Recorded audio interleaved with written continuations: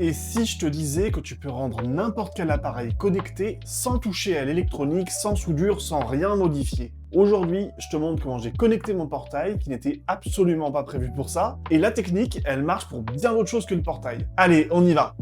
Alors c'est quoi l'idée? Un fingerbot. C'est un petit bras motorisé qui appuie physiquement sur un bouton à ta place.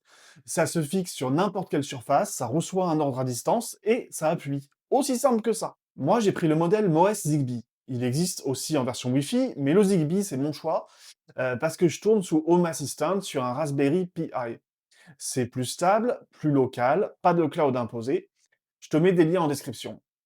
Pour ne pas toucher à ma vraie télécommande de portail, parce que si je la bousille, je suis bloqué dehors tout simplement, j'ai acheté une télécommande compatible supplémentaire, comme ça, je travaille sur elle sans aucun regret. Première étape, rendre le bouton accessible.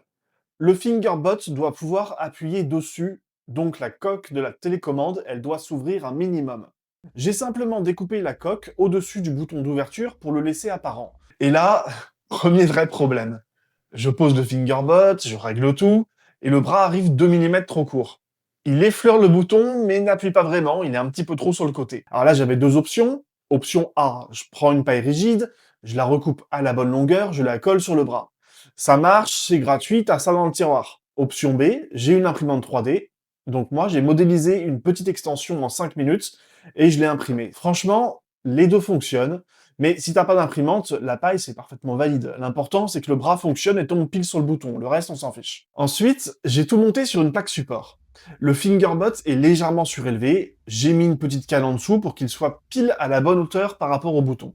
Et puis j'ai collé l'ensemble proprement. Je peux l'actionner depuis l'application Home Assistant sur mon téléphone, depuis n'importe où dans le monde d'ailleurs, tant que j'ai du réseau. Je peux aussi créer des automatisations, l'ouvrir à une heure précise, le déclencher via une présence GPS, le coupler à un interphone. Et la télécommande elle-même, elle reste à l'intérieur de la maison en sécurité. Personne ne peut la voler, elle ne prend pas la pluie, le fingerbot fait juste le geste à ma place. Ce que j'aime dans cette méthode, c'est qu'elle est universelle. N'importe quel bouton physique peut au final devenir connecté. Volet roulant avec télécommande, interphone, même une machine à café. En fait, si ça a un bouton, le fingerbot peut l'actionner, et même le tactile. Sans aucune modification électronique, toujours, rien d'irréversible, sauf pour ma télécommande où effectivement, comme vous l'avez vu dans la vidéo, j'ai dû un petit peu la bousiller. Je suis curieux, donc si cette vidéo t'a donné des idées, n'hésite pas à me laisser en commentaire ce que toi, tu connecterais avec un fingerbot. Un like, ça prend 2 secondes, ça aide vraiment la chaîne, et si t'es pas encore abonné, abonne-toi, et à bientôt.